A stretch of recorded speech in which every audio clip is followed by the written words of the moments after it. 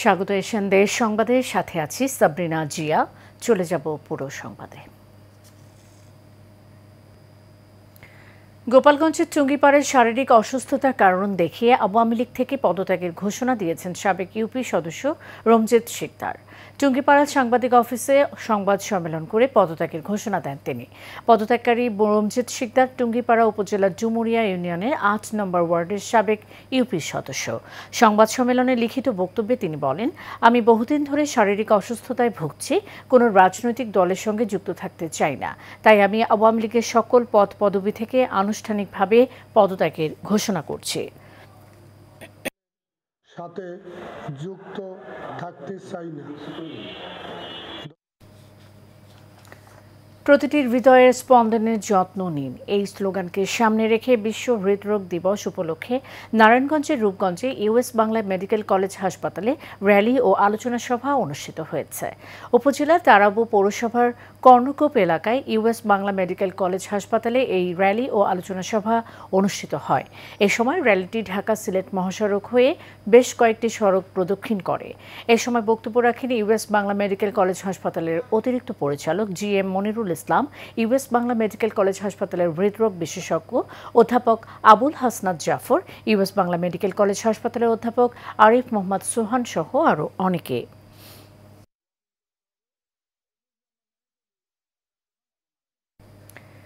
রাজশাহীর পুঠিয়া উপজেলায় শারদীয় দুর্গাপূজা উপলক্ষে বিএনপির ভারপ্রাপ্ত চেয়ারম্যান তারেক রহমানের পক্ষ থেকে মণ্ডপগুলোতে নগদ অর্থ প্রদান করা হয়েছে। দুপুর 12:30টার দিকে অনুদান তুলে দেন যুক্তরাজ্য জিয়া পরিষদের vice president barrister Rezaul Karim.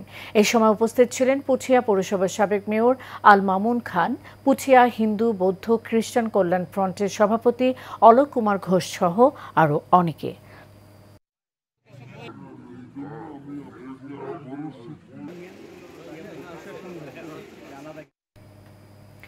শারদীয় দুর্গোৎসব উপলক্ষে নরসিংদী সদর উপজেলার চেনিশপুর ইউনিয়নের 10টি পূজা মণ্ডপের সভাপতি ও সাধারণ সম্পাদকগণের সাথে আলোচনা সভা ও অনুদান প্রদান অনুষ্ঠান অনুষ্ঠিত হয়েছে।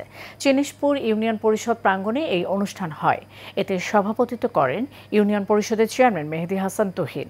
অনুষ্ঠানটি সঞ্চালনা করেন পরিষদের প্রশাসনিক কর্মকর্তা খালেদ মাহমুদ। আলোচনা সভায় বক্তব্য রাখেন সাংবাদিক বিশ্বজিৎ সাহা, হাবুল মালাকার, ইউপির সাবেক সদস্য বিজন মেম্বার, বধু মেম্বার সিরাজুল ইসলাম সায়েম মেম্বার সহ অন্যান্যরা।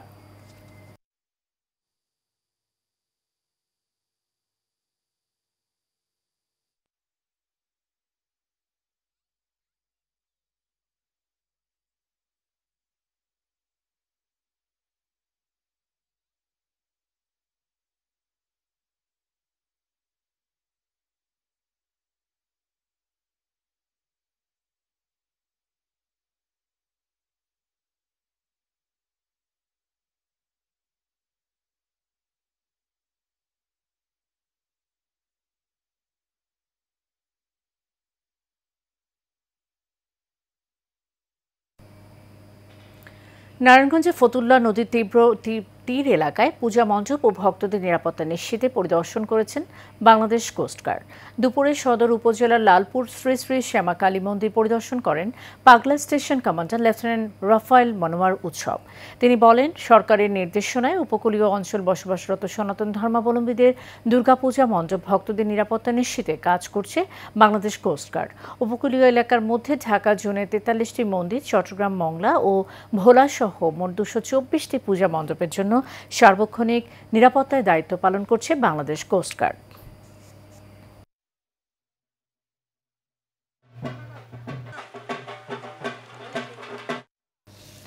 নোয়াখালীর সেনবাগের এসএসসি ও সমমানের পরীক্ষায় জিপিএ 5 প্রাপ্ত কৃতী শিক্ষার্থীদের মধ্যে 2 জনকে স্বর্ণপদক সহ 98 জনকে ক্রেস্ট ও নগদ অর্থ প্রদান করেছে সৈয়দ হারুন ফাউন্ডেশন। এ উপলক্ষে আয়োজিত অনুষ্ঠানে সেনবাগ সরকারি পাইলট হাই স্কুল মিলনায়তনে সৈয়দ হারুন ফাউন্ডেশনের প্রতিষ্ঠাতা চেয়ারম্যান ও টপ স্টার গ্রুপের ব্যবস্থাপনা পরিচালক লায়ন সৈয়দ হারুন এমজেএফ এর সভাপতিত্বে এই ফাউন্ডেশনের সদস্য নূর আলম সিদ্দিকের পরিচালনা অনুষ্ঠিত সভায় প্রধান অতিথি ছিলেন সেনবাগ উপজেলা নির্বাহী অফিসার শিরিন আক্তার।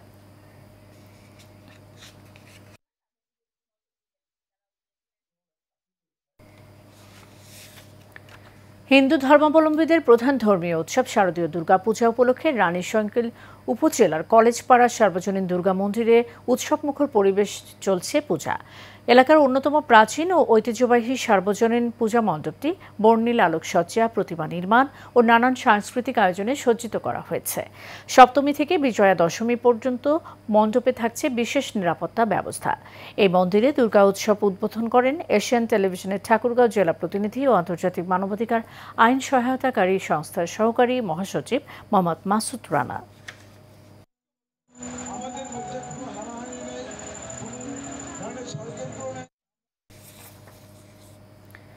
সাতক্ষীরা জেলা তালা উপজেলার বাগুড়া সার্বজনীন দুর্গাপূজা মন্দিরে তৈরি করা হয়েছে একসঙ্গে 101টি প্রতিমা, যা ইতোমধ্যে সবার নজর কাড়ছে। আয়োজকদের পক্ষ থেকে জানানো হয়েছে, প্রতিমার নকশা ও রূপসজ্জায় বিশেষভাবে ফুটিয়ে তোলা হয়েছে কৃষ্ণর লীলার কাহিনী। ভক্তরা বলছেন, একসঙ্গে এতগুলো প্রতিমা এবং পুরাণ ভিত্তিক কাহিনী উপস্থাপন সত্যি বিরল আয়োজন। স্থানীয় পূজা উদযাপন কমিটির সদস্যরা জানান, প্রতি বছরই নানা নতুনত্ব আনার চেষ্টা করা হয়, তবে এবছর বিশেষভাবে দর্শনার্থীদের আকৃষ্ট করতে কৃষ্ণলীলার কাহিনী প্রতিমার মাধ্যমে তুলে ধরা হয়েছে। ইতোমধ্যেই আশপাশের এলাকা থেকে মানুষ ভিড় জমাচ্ছেন এই ব্যতিক্রমী প্রতিমা দেখার জন্য। তালা উপজেলার নির্বাহী কর্মকর্তা দীপা রানী সরকার বলেন, ধর্মীয় সম্প্রীতি ও সামাজিক বন্ধন আরও সুদৃঢ় করতে এ ধরনের আয়োজন গুরুত্বপূর্ণ ভূমিকা রাখে।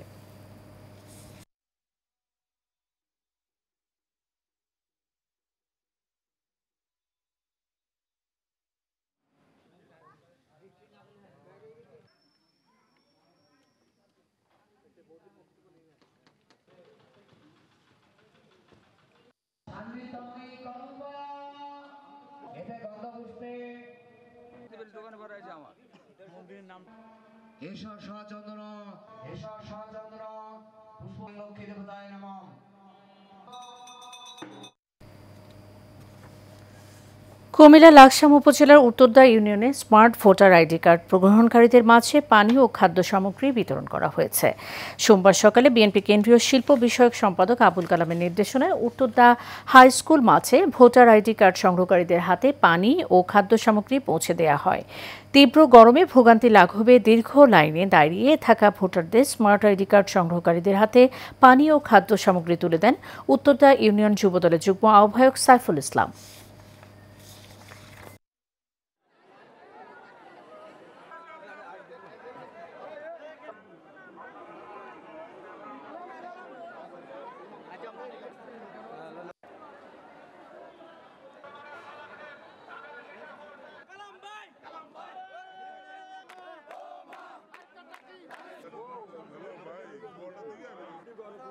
সাইফুল ভাই ক্যামেরা দেখান, ভাই ক্যামেরা দেখেন, সামনে যান।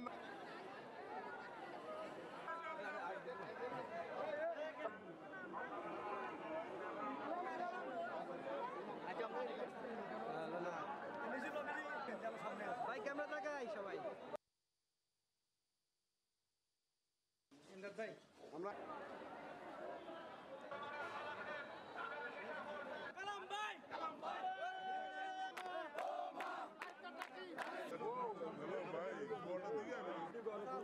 সাইফুল ভাই ক্যামেরা দেখান, ভাই ক্যামেরা দেখেন, সামনে যান।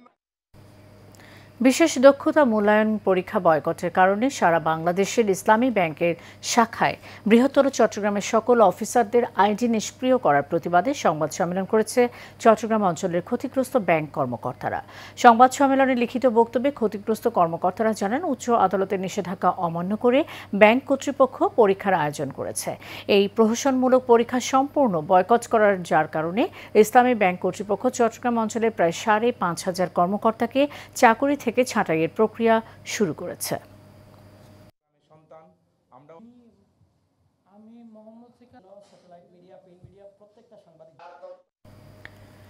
চট্টগ্রামে এভারকেয়ার হসপিটালে নানা আয়োজনের মাধ্যমে বিশ্ব হার্ট দিবস 2025 উদযাপন করা হয়েছে।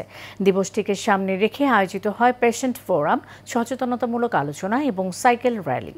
এ উপলক্ষে আয়োজিত অনুষ্ঠানে উপস্থিত ছিলেন এভারকেয়ার হাসপাতালের চট্টগ্রাম কার্ডিওলজি বিভাগের কোঅর্ডিনেটর ও senior consultant professor doctor Sheikh Mohammad Hasan Mamun, senior consultant doctor Zahir Uddin Mahmud Elias, senior consultant doctor Mohammad Tarik Bin Abdur Rashid, cardio therapist surgeon doctor Asif Ahmed Bin Moin. এছাড়া আরও উপস্থিত ছিলেন এভারকেয়ার হসপিটাল চট্টগ্রামের সিইও সমীর সিং সহ অনেকে।